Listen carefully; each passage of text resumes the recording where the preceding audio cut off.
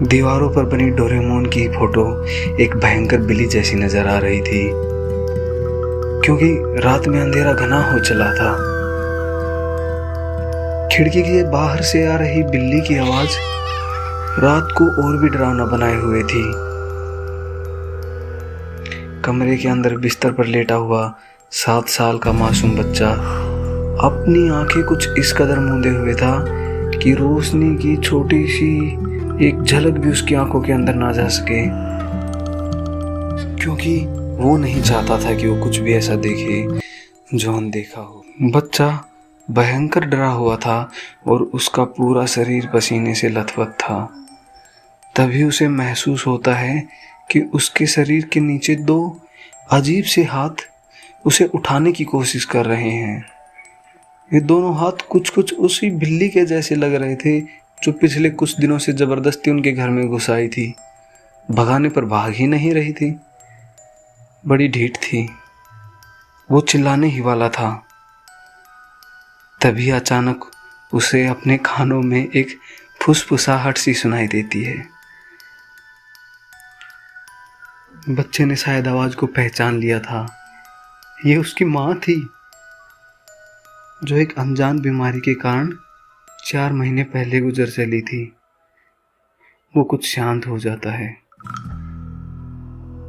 तभी अचानक उसे महसूस होता है कि वो धीरे धीरे हवा में उठ रहा है।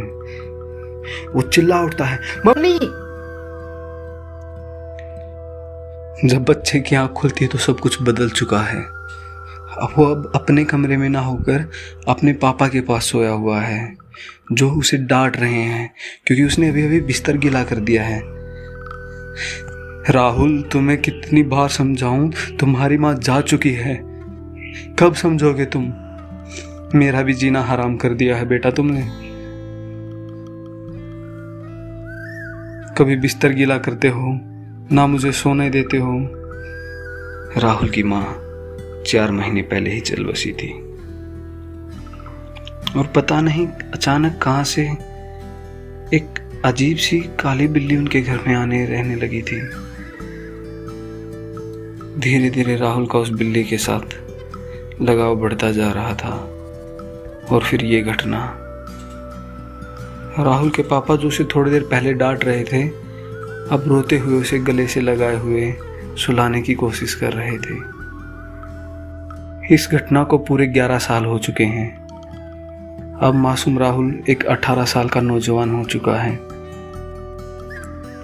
उसे अभी भी कभी कभी वो बिल्ली दिखाई देती है जो उसे उसके पुराने घर में दिखाई देती थी।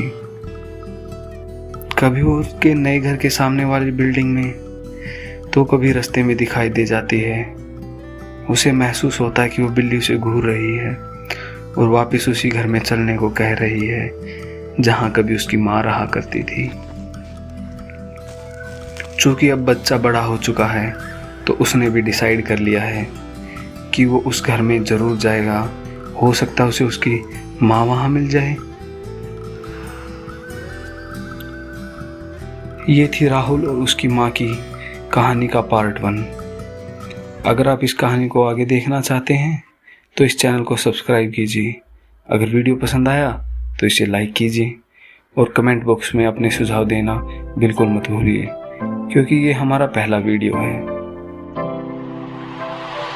धन्यवाद।